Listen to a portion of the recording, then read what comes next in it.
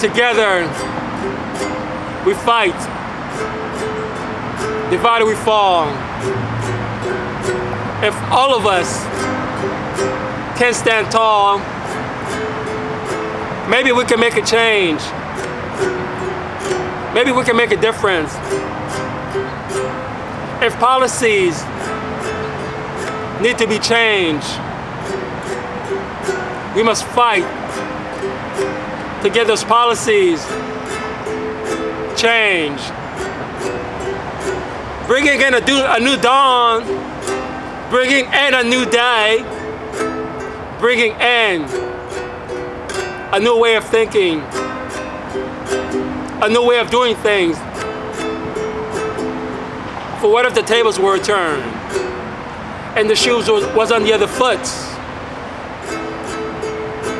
For the white mainstream America, we're deemed as the savages, and the minorities were the ruler class. Unfortunately, that is not the truth. For the most part, when you've been subjugated, minorities as second-class citizens, when they've had to fight for every single right, the right to read, the right for fair housing, the right for a decent wage, the right not to be lynched by the mob for walking on the same side of the street as a white woman. When my dad asked a white woman for directions, she called the cops on him. He was trying to get to the check cashing place.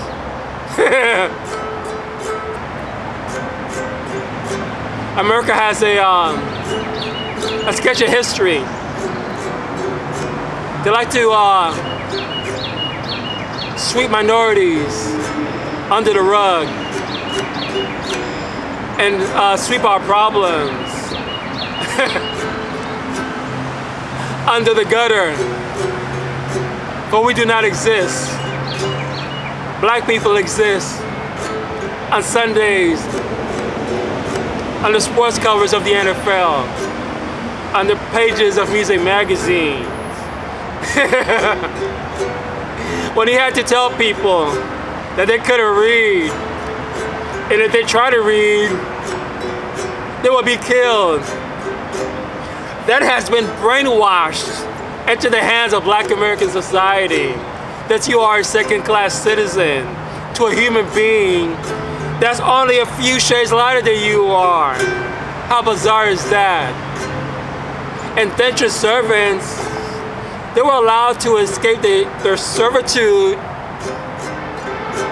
Indentured servants who came from Europe, they were slaves too, but they were allowed to escape their servitude. Could you imagine if the Africans that were brought here on slave ships had got the same freedom as the indentured servants that came from Europe? The United States would be a totally different country, a totally different melting pot. It would be a united front. But the United States was created on separations, profiling the Native Americans as savages just for defending their land. What would happen if the Russians or the Chinese waged a war in America and told us to get the fuck out of here? We will fight back. For what was the American War of Independence against Britain? America loves talking about that because the black people were not free. They were still slaves. They were seen as less than human. They were seen as property. But when America got its independence, the blacks, they were called savages. The Native Americans were being wiped out. They would sign these contracts with these natives and tell them it's all right. Then a year later, They would bring in the cavalry and tell you, Mr. Indian man, Mr. Chief man, get the fuck out of here, my friend.